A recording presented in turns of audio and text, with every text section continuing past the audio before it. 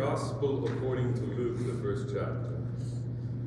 In the 6th month, the angel Gabriel was sent by God to a town in Galilee called Nazareth, to a virgin engaged to a man whose name was Joseph, of the house of David.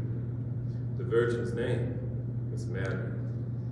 And he came to her and said, "Greetings, favored one, the Lord is with you." But she was much perplexed by his words and pondered what sort of greeting this might be. The angel said to her, "Do not be afraid, Mary, for you have found favor with God. And now you will conceive in your womb and bear a son, and you will name him Jesus. He will be great and will be called the Son of the Most High, and the Lord God will give to him the throne of his father David. He will reign over the house of Jacob forever, and of his kingdom there will be no end." Mary said to the angel, "How can this be, since I am a virgin?" The angel said to her, "The Holy Spirit will come upon you, and the power of the Most High will overshadow you. Therefore, the child to be born will be holy. He will be called Son of God.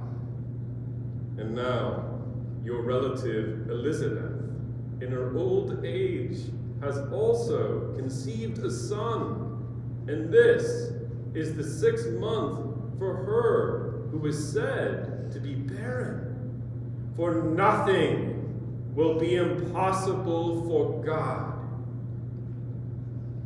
Then Mary said, "Here am I, the servant of the Lord. Let it be with me according to your word." Then the angel departed from her. This is the saving gospel of the Lord. Praise to you, Lord. Now, before we continue, as I announced, we will meditate briefly on this passage together. For this is the very passage which divides BC from AD, which divides not only the calendar, but in some sense is the very renewal of time in our very lives itself.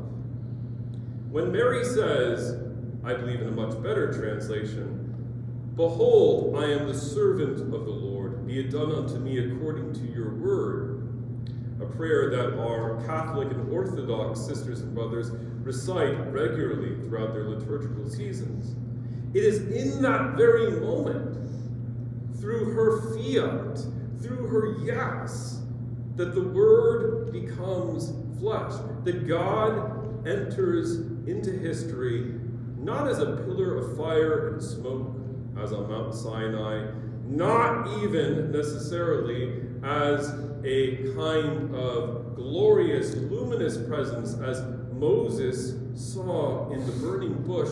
No, God becomes he who is smallest. God becomes one who is tabernacled in our midst, in the womb of a poor girl, possibly a poor frightened girl, on the far edges of the Roman Empire.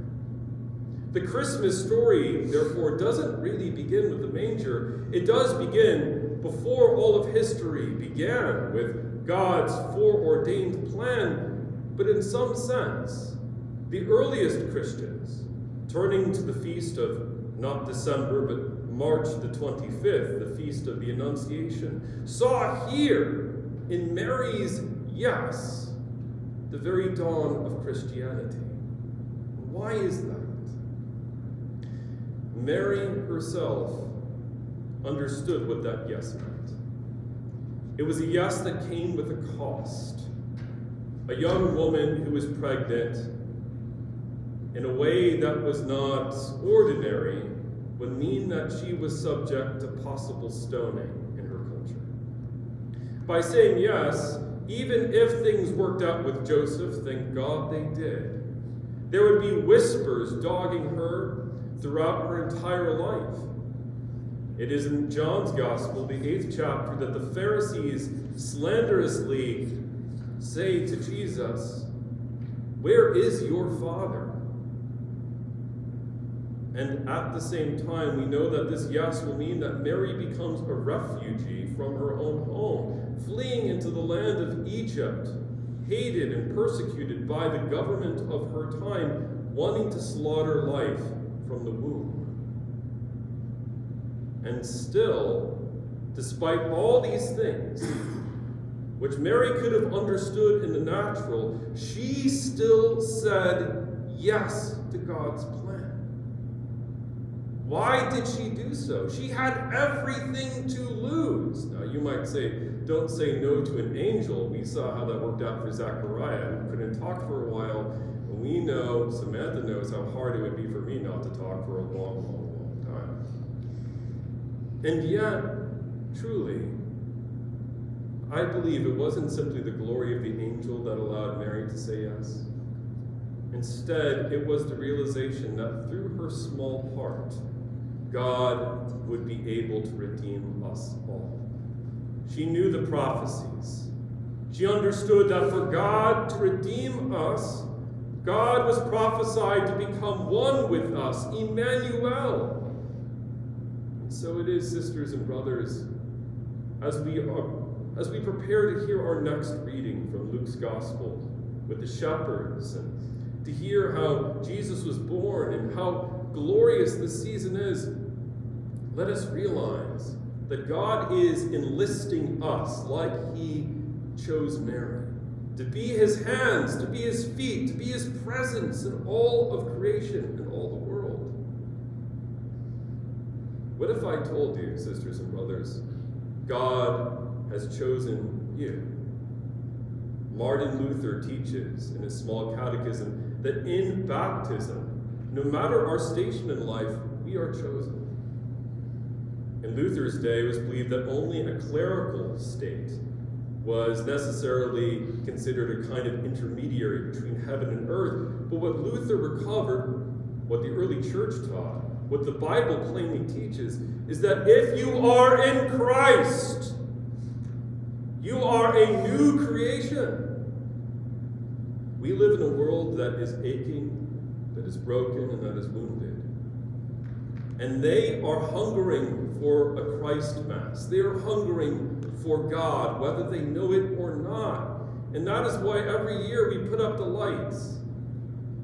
But in a few short weeks or so, when the Christmas trees come down and we put those lights back in their boxes, let me tell you, sisters and brothers, the light has not gone out. We are Jesus' body.